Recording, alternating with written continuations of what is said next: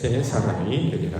아멘. 사무엘상 10장 6절 말씀입니다. 새 사람이 되리라 라는 말씀의 제목입니다. 2024년도 제3차 전교인 특별새벽기도회 오늘 넷째 날인데요.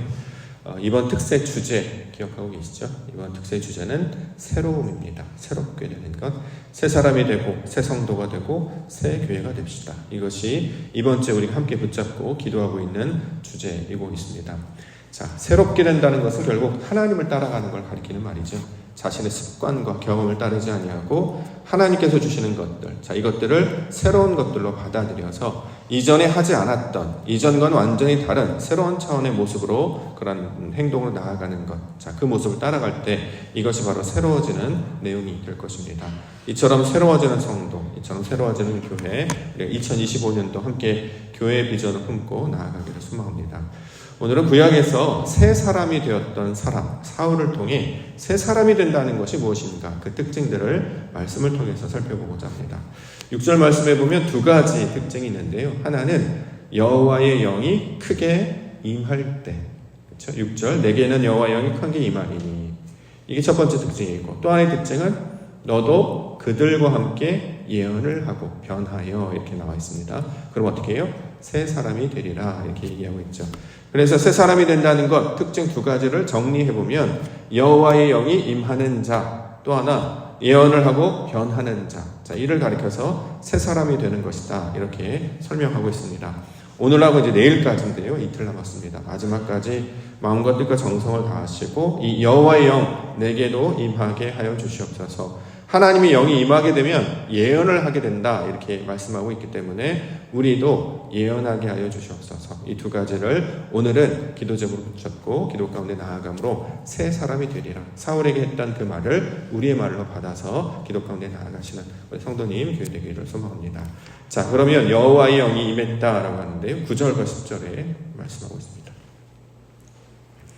9절과 10절 말씀 보면 그가 사무엘에게서 떠나려고 몸을 돌이킬 때에 하나님이 새 마음을 주셨고 그날 그 징조도 다 응하니라. 그들이 산에 이를 때에 선지자의 무리가 영접하고 하나님의 영이 사울에게 크게 임함으로 그가 그들 중에서 예언을 했다. 자, 예언을 할 때, 하나님의 영이 임할 때 바로 앞절에 어떤 말을 설명하냐면 하나님이 새 마음을 주셨다. 이것이 여호와의 영이 임하는 것이다 라면서 설명하고 있는 것이죠. 우리가 새 사람이 될 때 가장 먼저 하는 것은 새 마음을 품어야 됩니다. 내 마음이 아니고 이전까지 가지고 있던 내 다짐, 내 결의, 내 습관이 아니고 하나님이 주신 새 마음, 이걸 다른 말로 감동이라고 하죠. 감동. 하나님의 감동. 하나님께서 우리의 마음 가운데 들어오셔서 우리의 마음을 흔드시는 거예요. 그래서 어저께 말씀에는 마음이 찔려라는 것을 봤죠. 하나님의 말씀이 우리 안에 들어오면 움직이게 돼 있어요. 감동을 받게 돼 있어요. 우리는 감동을 이제 좋은 의미로만 사용을 하는데 감동되게 되면 마음이 찔려. 이건 구약에서 어떻게 설명하냐면 땅이 흔들리다, 이런 지진의 모양으로 설명한단 말이죠.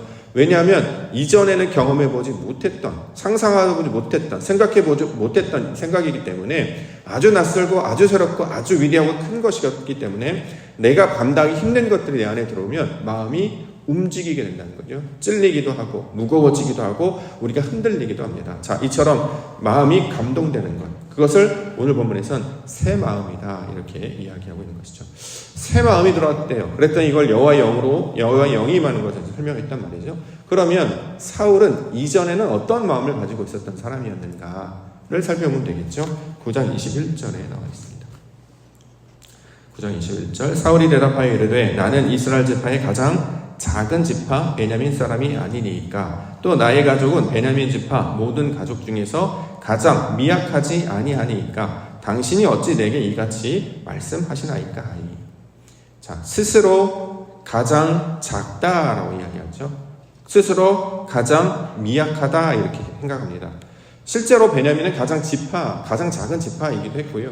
거기에 사울은 우리는 가장 작은 지파 중에 가장 작은 지파, 가장 연약한 가장 연약한 가족입니다. 이제 그런 생각을 가지고 있었던 사람이었어요. 근데 이게 이제 원래 사울이 가지고 있었던 마음이었다는 거죠. 그런데 하나님께서 사무엘을 통해서 그에게 맡기시려고 하는 일이 있습니다. 그건 뭐냐면 앞으로 사울이 어떤 사람 됩니까? 이스라엘의 첫 번째 왕이 되지요. 지도자로 세우신다는 거예요. 그래서 사무엘상 10장 1절에 이렇게 얘기합니다. 이에 사무엘이 기름병을 가져다가 사울의 머리에 붓고 입맞추며 이르되 여호와께서 내게 기름을 부으사 그의 기업의 지도자로 삼지 아니하셨느냐. 하나님께서 나 가장 작아요. 우리 집 볼품 없습니다. 우리 가장 연약한 아주 구석쟁이 있는 사람이거든요. 그런데 기름을 붓고 지도자로 삼겠다. 결국 그가 왕이 됩니다. 자, 지도자로 삼는 것은 하나님의 뜻이라는 거예요. 그래서 이것을 하나님이 주시는 새 마음이었단 말이죠. 지도자가 된다는 생각은 한 번도 해본 적이 없어요. 예전에 경험한 적도 없습니다. 자, 그런데 지금 지도자를 말하고 있단 말이죠. 그럼 우리가 지도자의 의미가 무엇인지를 우리가 생각을 해보죠. 교회에서 또는 성경에서 지도자의 의미가 뭘까? 우리 한마디로 하면 지도자는 본이 되는 자라고 말할 수 있을 것입니다. 왜 하나님께서는 사울을 왕이 되게 하셨느냐? 그가 하나의 사례가 되게 하시기 위하여, 본이 되게 하시기 위하여, 여호와의 영이 임하면 어떻게 되는지를 나타내기 위하여 한 사람을 선택했단 말이죠. 그래서 그를 왕으로 세우셨는데 그는 지도자다. 다시 말해 본이다. 자, 스스로 나는 능력도 없고 가장 작고 비천하고 미역합니다 라고 했더니 실제로 그런 사람이었겠죠. 그런데 하나님께서 그런 자를 본이 되게 하시겠다. 하나님의 영이 역사하게 될 때 어떤 일이 나타나는지를 나타낸 자로 세우시겠다라고 하는 것이 바로 사울에게 주신 내용이 되고 있습니다. 이걸 새 마음, 여호와의 영, 하나님께서 하신 일로 설명하고 있죠. 그래서 그가 나중에 어떤 일을 했냐? 하나님의 감동으로 이 사람이 본이 되는 이유는 성경적 지도자는 하나님의 감동으로 말미암아 반응하는 자잖아요. 그게 우리 본이 되지 않습니까? 이것이 하나님의 뜻인지 아닌지를 우리는 잘 분별하지 못한단 말이죠. 그 중에 어떤 사람이 나타나서 이건 하나님의 뜻이 맞습니다. 우린 순종해야 하고 아멘으로 화답해야 되고 예배로 나아가야 되고 기도해야 됩니다라고 반응하는 사람이 있단 말이에요. 아무도 그렇게 하지 않는데 그 사람은 그렇게 해요. 그래서 그 사람을 우리는 별, 빛 또는 본이라고 말한단 말이에요. 아, 본받아야 되겠다. 따라가야 되겠다. 그래서 그를 지도자다 이렇게 이야기하는 것이죠. 성경에서 집권자를 세우는 이유가 뭡니까? 일시키려고 하는 걸까요? 아니죠. 그건 결과물에 불과하고 실제는 본이 되게 한단 말이에요. 능력도 없고 경험도 없고 잘 할 줄도 몰라요. 말씀을 들어도 반응할 능력이 나에게는 없습니다. 그럼에도 불구하고 나를 부르신 이유, 세우신 이유가 뭐냐? 그렇게 만들어 가시겠다라고, 본이 되게 하시겠다라고 하나님께서 말씀해 주셨기 때문입니다. 자, 이처럼 하나님이 주신 감동에 반응하고 하나님이 주신 말씀에 반응하고 하나님이 주신 말씀에 따라서 무언가를 해보려고 하는 그 사람, 그 본이 되는 자를 한 글자로 성경은 왕이라고 이야기하는 거예요. 그래서 왕은 통치하는 개념이 아니었다. 말씀을 읽고 듣고 따르려고 하는 자. 그래서 성경에 왕이 등장하는 이유는 하나님의 말씀에 반응한 자로 세움을 받기 위하여 그로 기름 붓고 그로 반응하게 하신다라는 것이죠. 그래서 이 땅 가운데 말씀에 반응하여서 온전히 순종했던 그 진짜 왕이 등장하시죠. 유대인의 왕, 다음 달이면 우리가 찬양하고 노래 부를 그 왕, 바로 그리스도 예수께서 유대인의 왕으로 오셨단 말이죠. 유대인의 왕이라고 하는 것은 족속을 나타내는 말이 아니라 순종, 하나님의 말씀을 그대로 반영하는 그 사람을 가리키고 있는 말이었습니다. 나중에 예수 그리스도를 따르게 되었더니 베드로는 이렇게 고백합니다. 베드로전서 2장 9절. 오직 너희는 택하신 족속이요 왕 같은 제사장들이다. 택했다, 왕이다, 족속 제사장들이다 이야기하는 그 마지막 때 보면 이는 너희를 어두운 데서 불러내어 그의 기이한 빛에 들어가게 하신 자의 아름다운 덕을 선전하게 하려 하심이라. 왕이 되게 하신 이유는 선전하려고 하는 거예요. 그 사람을 통해서 어떤 거요? 하나님의 영광을 나타내는, 선전하는, 본이 되게 하는, 빛을 발하는 자로 세우셨다는 것이죠. 그래서 우리에게 하나님께서 지도자, 본이 되는 자, 빛을 발하는 자의 모습을 주셨다라는 것입니다. 그래서 사울이 그 사무엘을 만났을 때 사무엘이 했던 행동이 굉장히 독특합니다. 22절, 9장 22절 볼게요. 사무엘이 사울과 그의 사원을 인도하여 객실로 들어가서 청한 자 중 상석에 앉게 하였는데 객은 30명가량이었더라. 자, 사울이 초청을 받아서 사무엘을 만나서 갔는데 사무엘이 올 줄 알고 있었다, 준비하고 있었다라고 하면서 가장 미약합니다, 가장 작습니다. 일단 그 사람은 어디 앉혀요? 상석에 앉힌대요. 높은 자리라는 거잖아요. 왜 상석에 앉힐까요? 그 사람이 뭐 능력이 있어서? 아니, 그 사람이 뭔가 특별한 사람이라서? 그게 아니잖아요. 상석, 앞자리에 앉는 이유가 뭡니까? 보이는 거예요, 보이는 거. 본이 되게 한단 말이죠. 내가 앞으로 나오면 누군가 뒤에서 날 보게 되잖아요. 상석이라는 의미는 높은 자리라기보다 사람들이 보이는, 나를 그런 자리로 노출시키는 것입니다. 하나님께서 우리를 지도자로 또는 직분자로 또는 어떤 본이 되는 자로 삼는 것은 내가 혼자 잘하고 잘먹고 이게 아니라 당신의 가는 그 걸음걸음이, 당신의 앉은 그 자리가, 당신의 하는 기도와 예배가 본이 될 것이기 때문에 사람들에게 보여서 아, 저렇게 신앙생활하는 거구나, 이게 맞구나, 이게 순종이구나를 사람들이 말로만 들어서는 잘 모르기 때문에 보여주는 자, 보이는 자로 불러주셨다는 것입니다. 이게 하나님이 주시는 새 마음이라는 거예요. 저는 이 마음이 우리에게도 필요하다고 생각합니다. 여러분들 신앙생활할 때 보이는 신앙생활이 됐으면 좋겠어요. 남들이 보고 아, 저렇게 하는 거구나. 아무도 본 적이 없거든요. 특히 아이들에게, 청년들에게, 자녀들에게 말로만 이렇게 저렇게 하지 말고 몸으로 직접 내가 그렇게 보여주는 거죠. 신앙생활하는 것, 새벽 예배를 나가는 것, 특별 새벽 기도가 있을 때 어떻게 반응하고 준비해야 되는지, 말씀을 들을 때 어떻게 해야 되는지, 언제까지 교회에 도착해야 되는지, 어떻게 말씀을 듣고 이것을 내게까지 해야 되는지. 그래서 제가 앞자리로 나오십시오라고 말했던 이유는 특별한 내용이 아니라 보이는 자, 우리를 지도자로 삼으셨기 때문에, 본이 되는 자, 왕으로 삼으셨기 때문에 그 일을 감당해 보자라고 한단 말이죠. 왜요? 이전에 그렇게 하지 않았으니까.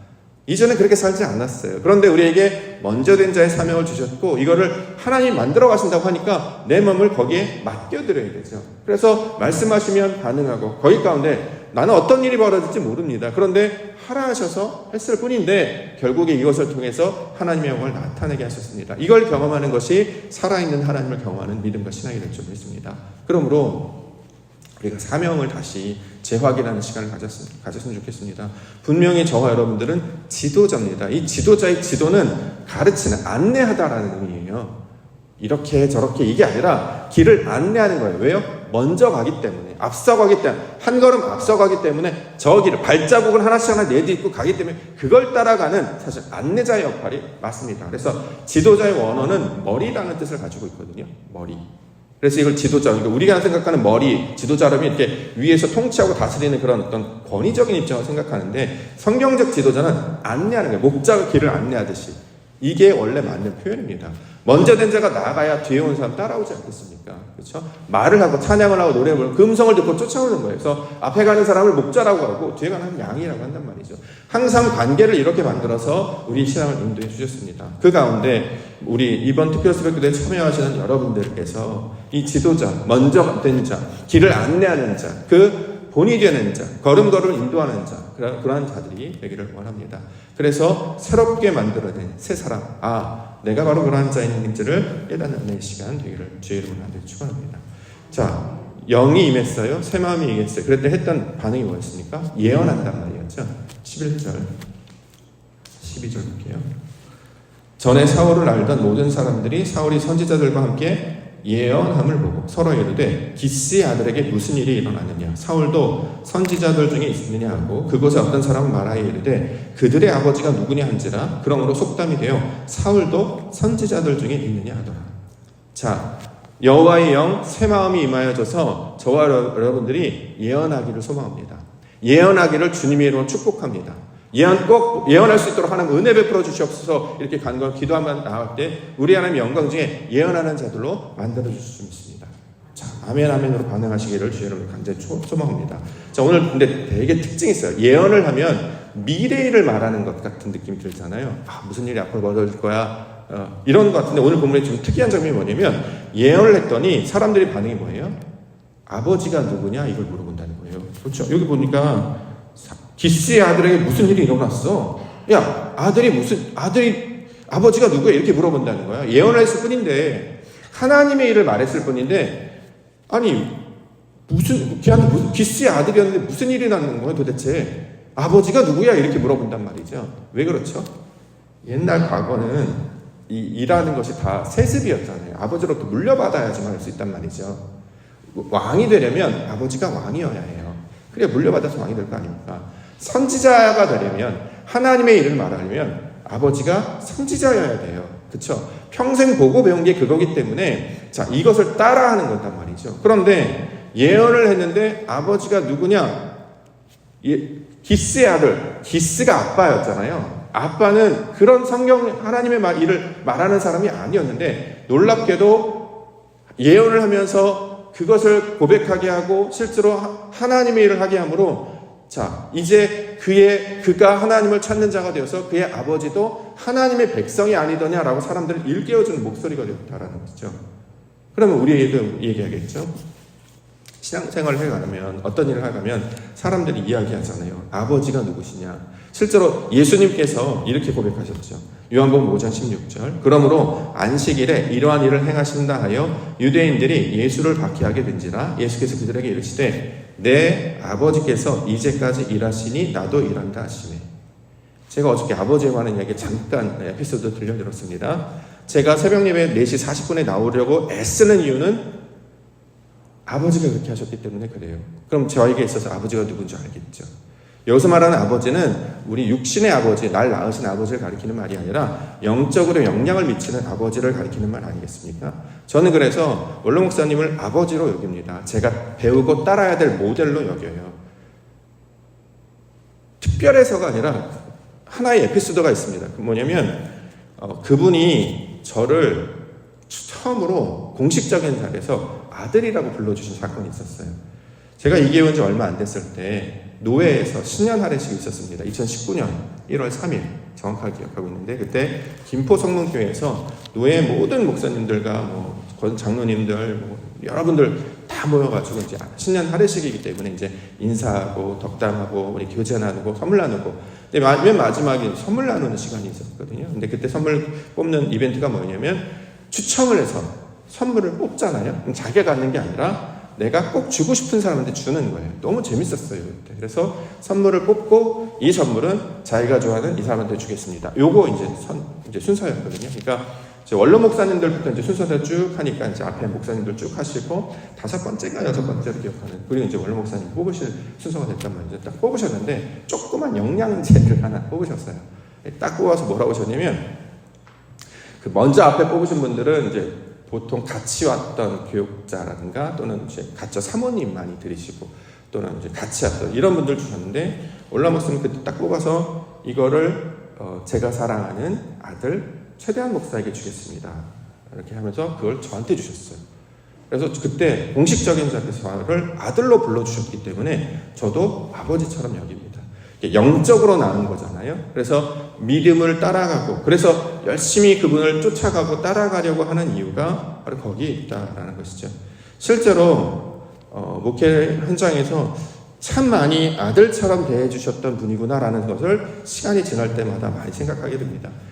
힘들 때마다 격려도 많이 해주셨고 그런 거야 괜찮아 감당할 수 있어 나도 그랬어 힘들어하지 마 그렇게 무너지고 깨어지고 어렵지만 그렇게 믿음으로 가는 거야. 그리고 노예 행사할 때마다 격려를 되게 많이 해주시고 칭찬도 많이 해주시고 그리고 어떻게 나아가야 될 방향까지들 알려주셨기 때문에 그래서 이제 올해 처음으로 이제 추석 때 모시고 식사도 같이 하고 선물도 이제 드리고 했던 기억이 있는데요. 이처럼 아버지가 하시는 일을 하는 것이 아들이 하는 거잖아요. 우리도 새 사람이 되게 하시는 이유는 아버지가 하셨던 일을 하라고 우리를 불러주는 거 아니겠습니까? 그래서 성경은 이것을 아들이다 라고 말한다라고 이야기하는 것이죠. 자, 실제로 예수님께서도 아버지 일을 하셨어요. 그래서 그를 유일하신 아들, 독생자다 이렇게 부르고 있다라는 것이죠. 예언을 한다는 것은 말을 잘하고 어떤 사리분별을 잘하고 그것이 아니라 아버지께서 하셨던 그 영적인 믿음의 사건들을 똑같이 감당해 나아가는 것. 그렇죠? 그분이 어떻게 하셨는지를 함께 감당해 나아가는 것. 그럴 때 성경 그걸 아들이라고 말하기 때문에 오늘 본문에서 강조하고 있는 세 사람에 대한 예언은 아버지가 하는 일을 그대로 하는 것을 우리 가운데 말씀하고 있습니다. 우리에게 전통적으로 좋은 신앙의 본들이 물려 내려오고 있습니다. 우리가 이것들은 잘 지켜야 된다고 생각하고 잘 세워져야 된다고 생각합니다. 이 일을 누가 감당을 할 수 있겠습니까? 좋은 것들은 계속 살려나가야 되잖아요. 좋은 열매 맺는 나무는 살려나가고 열매 없는 나무는 과감하게 베어버려야 되죠. 어저께도 저희 집 앞에 감나무 아침에 전기 톱소리가 나서 깜짝 놀라 나가더니 베어버렸어요. 열매 잘 못 맺는다고 주인 아저씨가 잘라버려 그래가지고 전화해봤더니 잎만 많고 열매도 없어서 보기 흉하다고 사람들 말만 많아서 잘라버리겠습니다. 잘라버렸어요. 휑합니다 지금.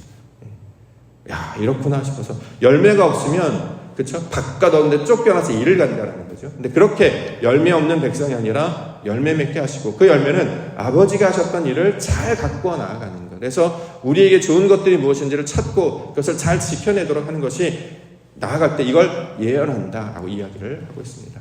몸으로 우리가 실천으로 우리의 모든 섬김으로 자 일을 감당할 때 저와 여러분들을 하나님께서 기뻐하시는 새 사람의 모습으로 바꿔주실 줄 믿습니다. 오늘 주신 말씀 사울을 새 사람으로 바꾸셨던 것처럼 우리도 이전 일을 따라가지 아니하고 그 중에서도 아버지께서 기뻐하시는 일을 따라가게 하여 주시옵소서. 우리에게 새 마음을 부어주시고 그것 가운데 하나님이 기뻐하신 일을 감당하는 그 유일하신 아들의 모습을 닮은 자 되게 하여 주시옵소서. 이처럼 간구하며 기도 가운데 나아가시는 우리 믿음의 성도님들과 교회가 되시기를 주님의 이름으로 축원합니다.